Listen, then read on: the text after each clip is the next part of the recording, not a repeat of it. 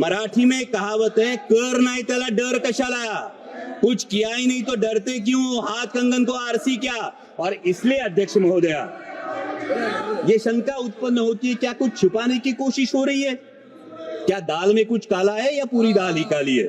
श्री अमोल कोले जी, श्री अमोल कोले।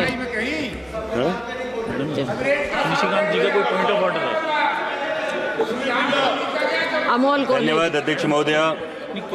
अध्यक्ष महोदय, आज मैं खुद को गौरवान्वित महसूस कर रहा हूं क्योंकि कौन सा रूल है? रूल पूछिए। जस्ट एक मिनट निशिकांत जी, भाई कौन सा point of order? Chair rule time मत काटिए। रूल नंबर निकालिए। स्पीकर का डायरेक्शन। 1 मिनट। ये कुछ भी टाइम पास है। Yes, okay, thank you. 115। हाँ, ठीक है।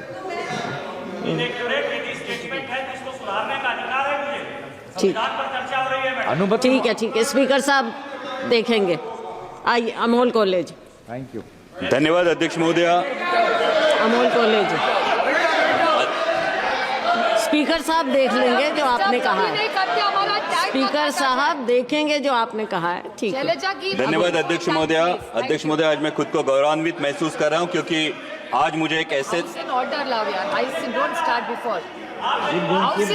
Please bring house in order. Never disturb a single speaker. Amol, speaker साहब देख लेंगे जो आपने पॉइंट ऑफ ऑर्डर उठाया है, वो देख लेंगे। आप चेयर को इंटिमेट करना चाहते हैं? चलिए। चेयर की रोने की समझ सुन रहे हैं आप? टाइम मत काटिए। हाँ, it's not his fault. College जी। धन्यवाद अध्यक्ष महोदया। आज मैं खुद को गौरवान्वित महसूस कर रहा हूं क्योंकि आज मैं एक ऐसे दस्तावेज पे अपनी बात रखने का मुझे सौभाग्य प्राप्त हुआ है जो हमारे लोकतंत्र की प्रेरणा है और हर भारतीय की जीवन का मार्गदर्शक तत्व भी है। अध्यक्ष महोदय, जब हमें आजादी मिली तब कई देशों ने हमारा मजाक उड़ाया था, क्या रहा है? लेकिन गर्व की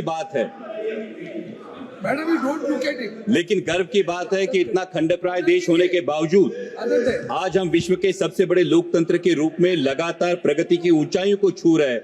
और इसका एक प्रमुख कारण है संविधान, जो हमें व्यक्ति केंद्रित नहीं बल्कि राष्ट्र समर्पित होने की सीख देता है।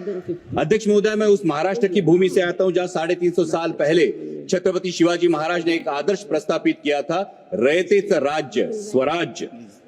छत्रपति शिवाजी महाराज के स्वराज से ज्यादा वैभवशाली, ज्यादा बड़े कई साम्राज्य निर्माण हुए और हस्तगत भी हुए, लेकिन आज भी 350 साल बाद छत्रपति शिवाजी महाराज के स्वराज का नाम लिया तो हमारा भी सीना 56 इंच का होता है। और इसका कारण है छत्रपति शिवाजी महाराज के स्वराज को मिला नैतिक अधिष्ठान, और वही प्रेरणा संविधान में भी प्रतीत होती है।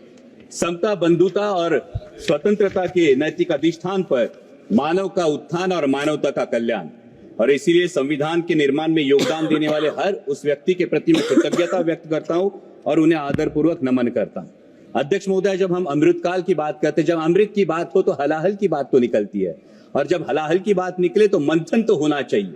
लेकिन मेरा ये मानना है कि इस मंथन में पुराने जख्मों को कुरेदने से अच्छा है कि वर्तमान का परीक्षण करे और भविष्य का अवलोकन करे। अध्यक्ष महोदय, संविधान ने संसद को संवैधानिक व्यवस्था में प्रमुख स्थान दिया है, लेकिन दुर्भाग्य की बात है कि कई बार हम संसद को राजनीतिक अखाड़े में बदला हुआ अनुभव करते हैं। व्यक्तिगत टिप्पणियां और नारेबाजी की वजह से कई बार संसद की कार्यवाही भी स्थगित करनी पड़ती है।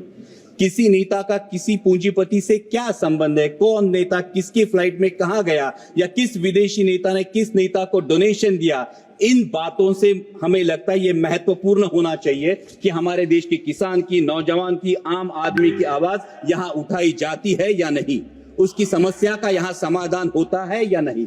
अध्यक्ष महोदय, हम देशहित के मुद्दों पर चर्चा चाहते हैं, बहस चाहते हैं, ना कि राजनीतिक नारेबाजी। और ये सत्ता पक्ष हो या विपक्ष, दोनों को ध्यान में रखना चाहिए।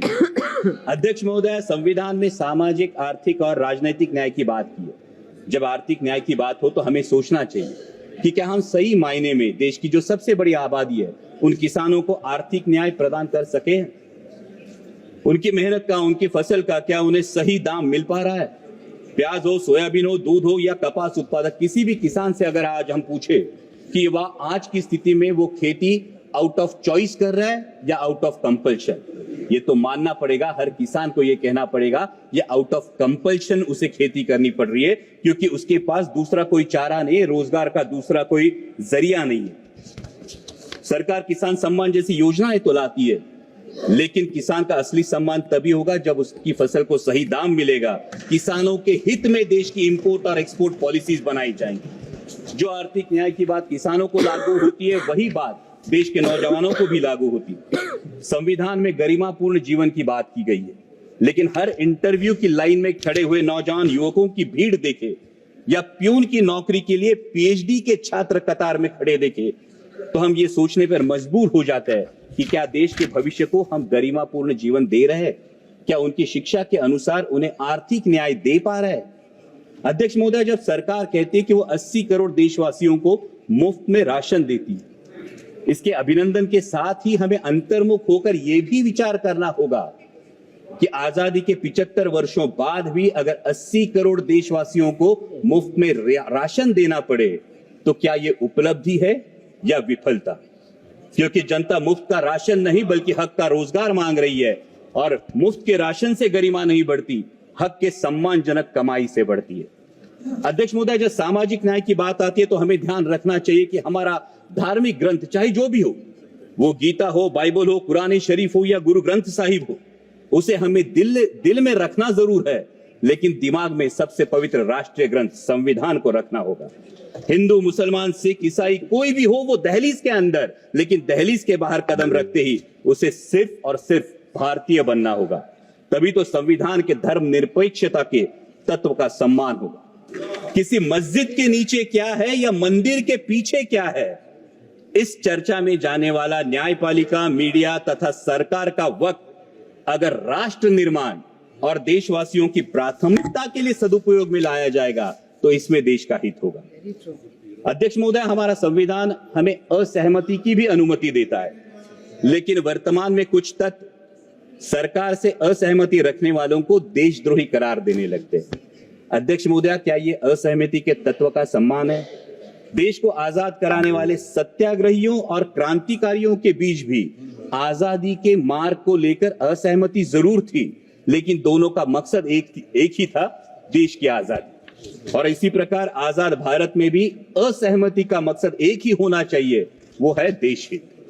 अध्यक्ष महोदय, डॉक्टर बाबा साहेब आंबेडकर ने कहा था कि संविधान मात्र एक कानूनी दस्तावेज नहीं है, बल्कि हमारे जीवन का सारथी है। लेकिन आज हमारी शिक्षा प्रणाली में नागरिक शास्त्र का अध्ययन महज 20 मार्क के लिए होता है, महज 20 मार्कों के लिए। और शालेय शिक्षा के बाद तो जैसे आम नागरिक का नागरिक शास्त्र से हाथ ही छूट जाता है। आज हम देख रहे हैं कि शहरी आबादी लगातार बढ़ती जा रही है, लेकिन शहरों में वोटिंग परसेंटेज लगातार घटता जा रहा है। कई मतदाताओं तो ये तक पता नहीं होता कि स्थानिक स्वराज्य संस्थाओं का काम क्या है, विधानसभा का काम क्या है और संसद का काम क्या है। और ये भी वास्तविकता है कि कई बार मतदान जाति के आधार पर होता है या फिर धर्म के आधार पर होता है। इस स्थिति से उभरने के लिए हमें नींव मजबूत करनी होगी, न कि सिर्फ स्कूलों में बल्कि कॉलेजों में, कॉर्पोरेट में, कंपनियों में संविधान के प्रति सजगता के लिए हमें ठोस कार्यक्रम के बारे में सोचना होगा। और अध्यक्ष महोदय, अंत में मैं बात करूंगा राजनीतिक न्याय की। हमारे संविधान ने एक व्यक्ति एक वोट का अंगीकार किया है, और यह संविधान की खूबसूरती है कि देश की झुग्गी झोपड़ी में बसने वाले एक सामान्य देशवासी को भी एक मत का अधिकार है, और देश के आदरणीय प्रधानमंत्री जी को भी एक ही मत का अधिकार है।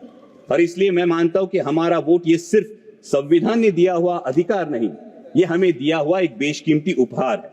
लेकिन अध्यक्ष महोदय, अगर हमारी कोई बेशकीमती चीज अगर खो जाती है या चोरी हो जाती है, तो हम क्या करते हैं? हम शिकायत करते हैं।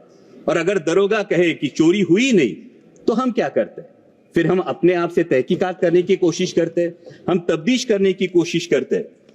लेकिन अध्यक्ष महोदय, महाराष्ट्र के विधानसभा चुनाव में कई मतदाताओं को आशंका है कि या तो उनका दिया हुआ वोट खो गया या फिर चोरी हो गया।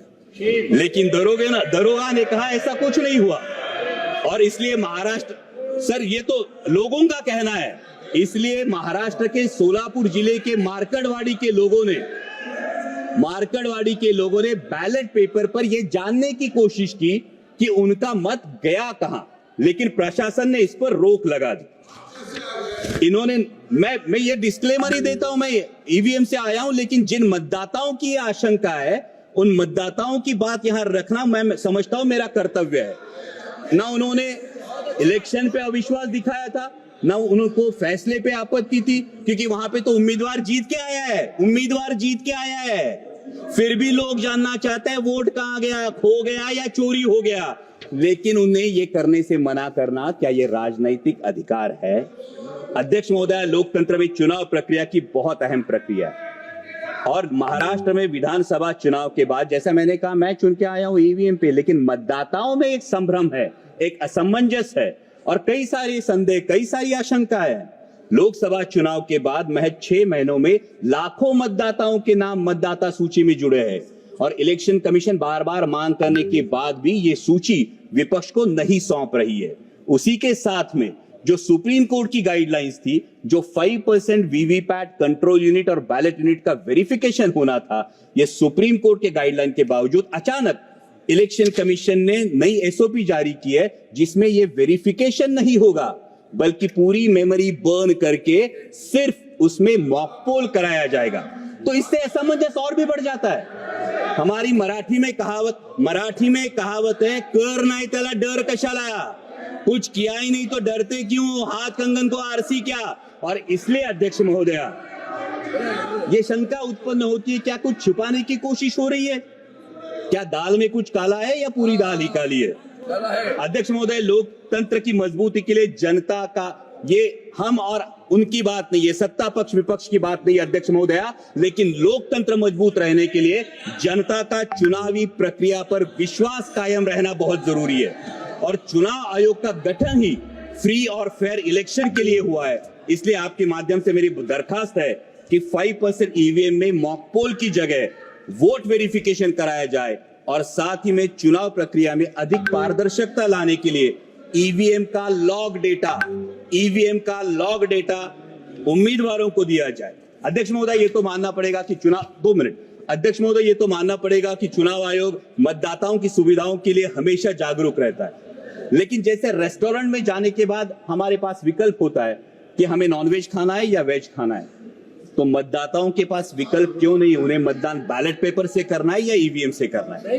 जिसका बैलेट पेपर पर विश्वास हो वो बैलेट पेपर से मतदान करे, जिसका ईवीएम पर विश्वास हो वो ईवीएम पर मतदान करे। ये अवसर है अध्यक्ष महोदया, देश के, विश्व के सबसे बड़े लोकतंत्र के पास एक अवसर है कि अमृत काल में माननीय प्रधानमंत्री जी के नेतृत्व में एक ऐसी व्यवस्था बने कि पूरे देश में मतदाता को पता चले कि उसका वोट गया कहां है, तभी तो लोकतंत्र मजबूत होगा। और अंत में इतना ही कहूंगा अध्यक्ष महोदय, राष्ट्र प्रथम के साथ स्वतंत्रता प्रथम, समानता प्रथम, बंधुता प्रथम और धर्मनिरपेक्षता प्रथम का अगर हमारे जीवन में अंगीकार हो तो वर्तमान में संविधान का सम्मान और बढ़ेगा और भविष्य में हमारा लोकतांत्रिक गणराज्य विश्व की महाशक्ति बनकर उभरेगा। और इसीलिए छोड़ो कल की बातें, कल की बात पुरानी, नए दौर में लिखेंगे मिलकर नई कहानी, हम हिंदुस्तानी। जय हिंद।